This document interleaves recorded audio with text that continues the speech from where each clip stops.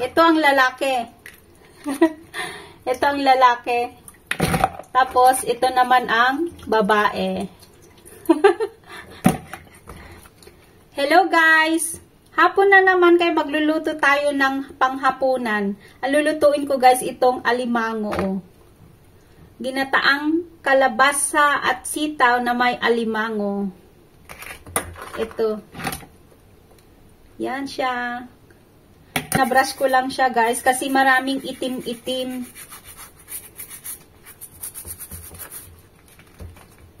Ayan, tulad niyan oh.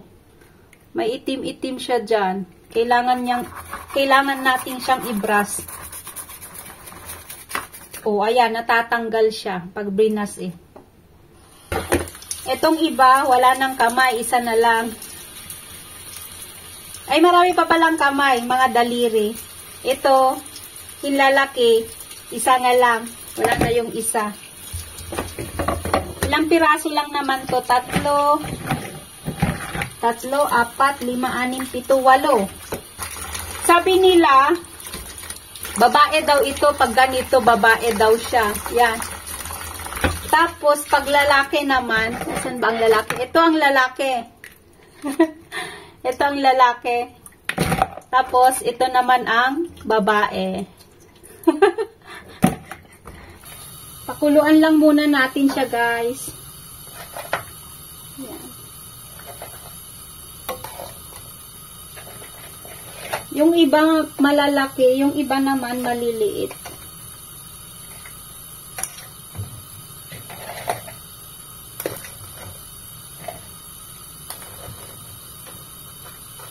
Parang marami yung tubig, kaya lang okay lang yan. Tatapon naman natin yung tubig. Tapos lalagyan ko lang siya ng asin.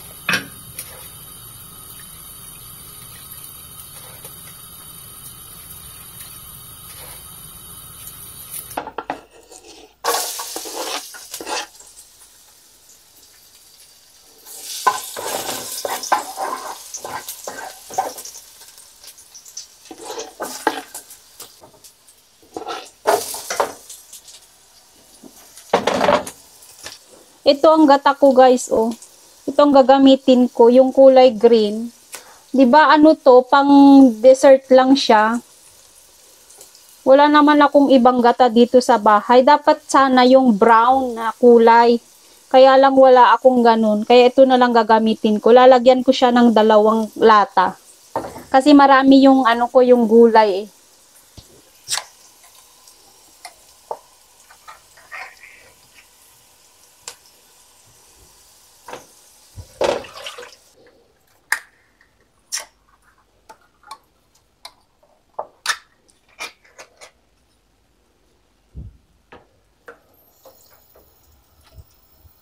Babanlawan lang natin ng tubig yung lata, sayang naman. May gata din yan, oh.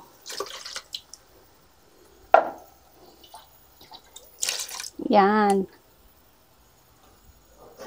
Tayin lang natin kumulo, tsaka natin ilagay yung kalabasa at tsaka sitaw. Pero lalagyan ko na siya ng Knorr cubes. Para mas masarap. Ano lang, kalahati lang ilagay natin.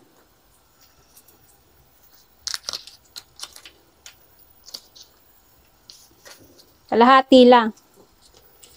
Pampalasa lang. Tsaka, kaunting paminta.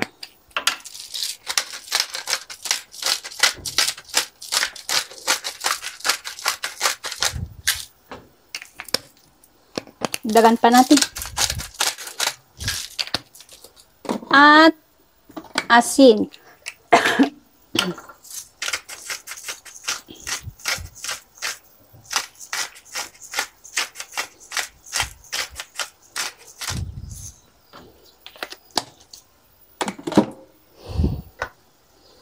Mekos-mekos lang natin. Ayan, nag-start na siyang kumulo. Kumukulo na siya sa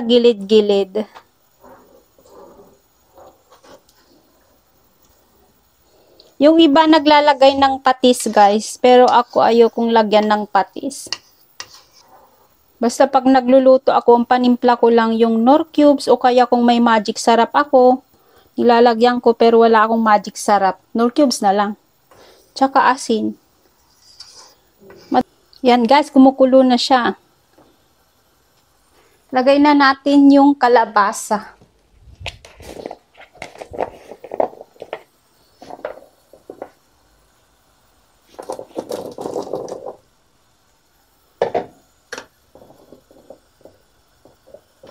Pati itong sili.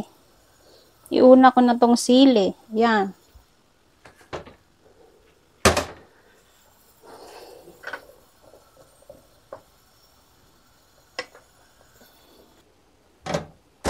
Lagay na natin itong sitaw. Itong sitaw ko guys, yung iba, yung beans, yung Baguio beans sa atin, sa Pilipinas. Tapos, meron ding sitaw. Dalawa. Kasi nakukuntian ako sa sitaw, kaya dinagdagan ko ng beans.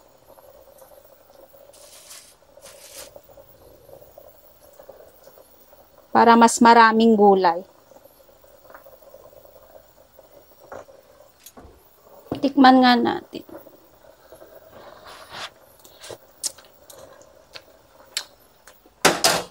Kulang sa alat. Lagyan natin ng ibang asin.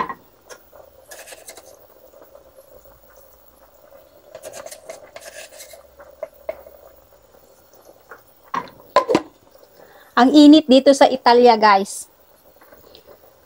Mainit. Tapos magluluto ka pa. Oh. Pagkatapos magluto, nakaligo na ako sa pawis. Ganito kainit sa Italia ngayon. Summer na summer.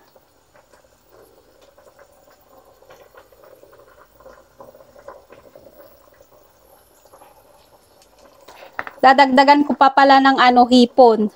Kasi may nakita ako sa freezer. Marami itong gulay ko, kaya lalagyan ko na rin siya ng hipon. Lagay na natin. Yan. Pagkadami-dami naming ulam ngayon.